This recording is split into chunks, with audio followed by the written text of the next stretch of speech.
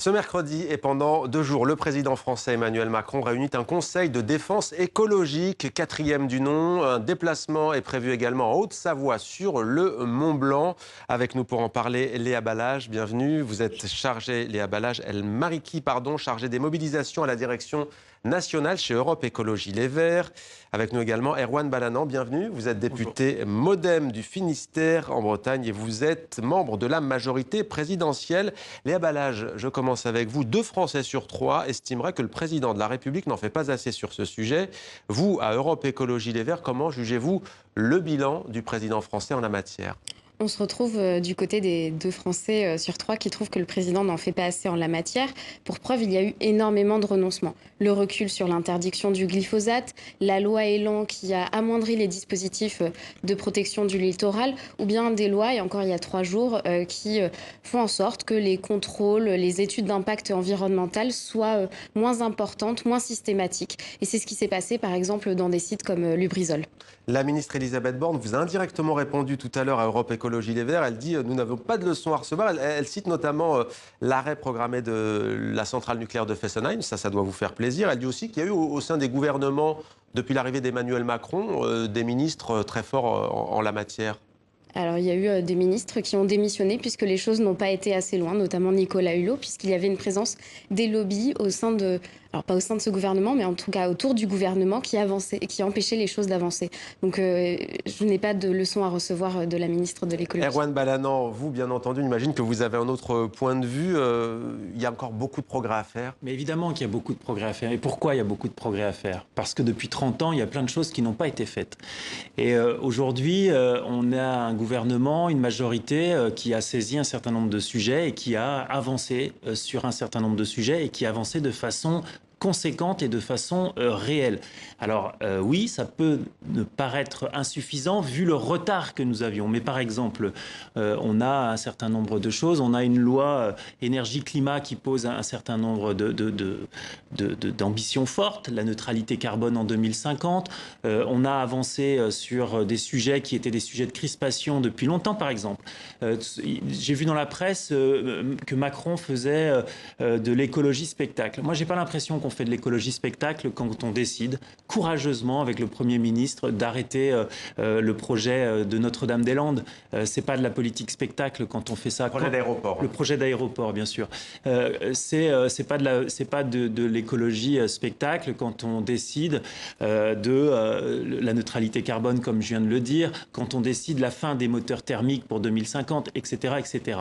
Alors, on est dans une période extrêmement compliquée où les Français prennent conscience de l'urgence et on a un retard de la société, un retard de l'économie qu'il faut combler et il faut accélérer. Nous, c'est le sens du collectif de 170 députés au sein de la majorité transpartisane. Et on va voir que vous avez signé une tribune sur un sujet très original, on en parle juste après, mais on va d'abord écouter la ministre française de la Transition écologique, Elisabeth Borne.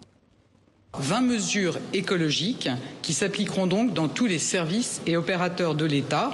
Ça va de l'installation de 500 bornes de recharge électrique d'ici fin 2021 à la réduction d'utilisation de l'avion pour les déplacements professionnels, en passant par l'interdiction de l'achat de chaudières au fioul. Permettre à 2,4 millions d'agents publics d'être acteurs de la transition écologique dans tous les territoires, c'est également massif et concret. Bon, Léa Balage, je ne vous demande pas si vous êtes convaincue, puisque vous hochez la tête. Je voudrais revenir d'abord sur la notion d'urgence et la date que j'entends. 2050. J'aurai le double de mon âge, j'aurai 60 ans en 2050. J'ai pas envie d'attendre, d'avoir... 2050, c'est la neutralité carbone. Non, mais je vais terminer. J'ai pas envie d'entendre dire que c'est quand j'aurai 60 ans qu'on va enfin atteindre la neutralité carbone. Ou que ce sera quand j'aurai 40 ans qu'on va mettre fin au plastique à usage unique. Mais bien sûr que c'est possible de faire à court terme quand on décide d'investir dans, par exemple, les énergies renouvelables ou, bien entendu, aussi la rénovation des logements. On est en train de financer encore des énergies qui sont fossiles, des énergies qui détruisent détruisent la planète.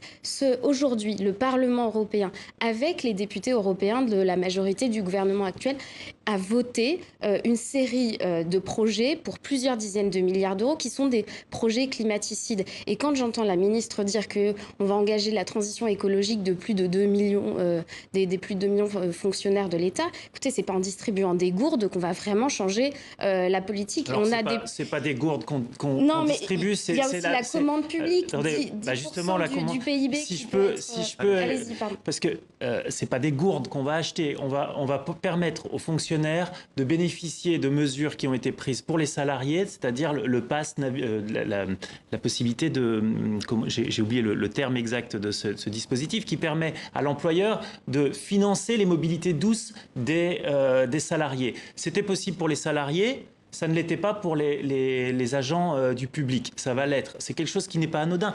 Par exemple, l'interdiction des chaudières pour les collectivités locales. Vous vous rendez pas compte ce que c'est comme changement de paradigme pour les collectivités locales. C'est-à-dire qu'aujourd'hui, elles ne pourront plus faire de chaudières au fioul. C'est-à-dire qu'elles vont devoir réfléchir à d'autres méthodes. Et elles le faisaient pour certaines et d'autres ne le faisaient pas. Et c'est un impact carbone extrêmement important. Alors oui, je suis d'accord, on ne va pas assez loin.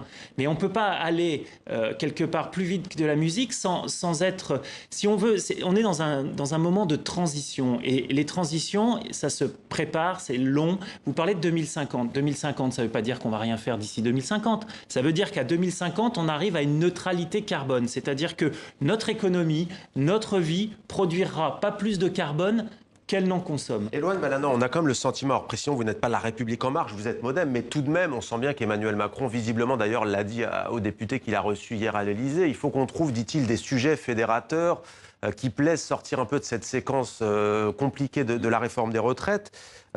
Pour autant, l'écologie et ce Conseil de défense, on ne voit pas trop à quoi il peut servir. L'image du Mont Blanc, on est quand même beaucoup dans l'affichage, non ? Ben non, mais c'est de l'affichage. Non, c'est pas de l'affichage, c'est aussi symbolique et ça permet de faire. Mais qu'est-ce qui va sortir du Conseil écologique de défense ? Il y a déjà il est question de la montée des eaux, bien entendu, d'éviter de construire dans des zones à risque. Il y a un certain nombre de mesures qui ont été faites, qui ont été dites. Il y a d'autres mesures qui vont arriver encore dans les jours prochains.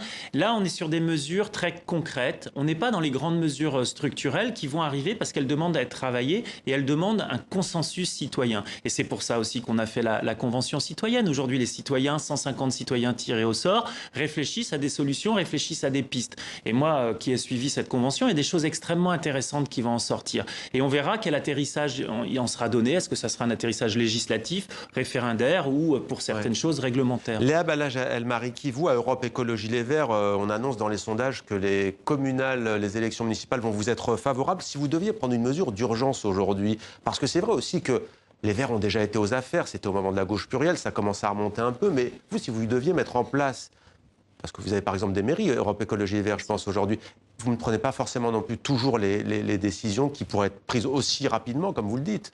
Par exemple, la ville de Grenoble a mis fin à la publicité dans l'espace public, une publicité lumineuse qui consomme énormément d'énergie, se fournit également en énergie renouvelable, coopérative, qui sort Grenoble du circuit habituel des énergies fossiles, etc. Donc il y a des mesures très concrètes qui ont été prises. Mais sur la pollution à Grenoble, parce que je ne pense pas que pour les Grenoblois et les Grenobloises, la pollution lumineuse soit plus grave que la pollution au dioxyde de carbone. Bien sûr, et Grenoble fait partie des villes qui ont été plébiscitées parce qu'elles sont des villes amis pour les cyclistes.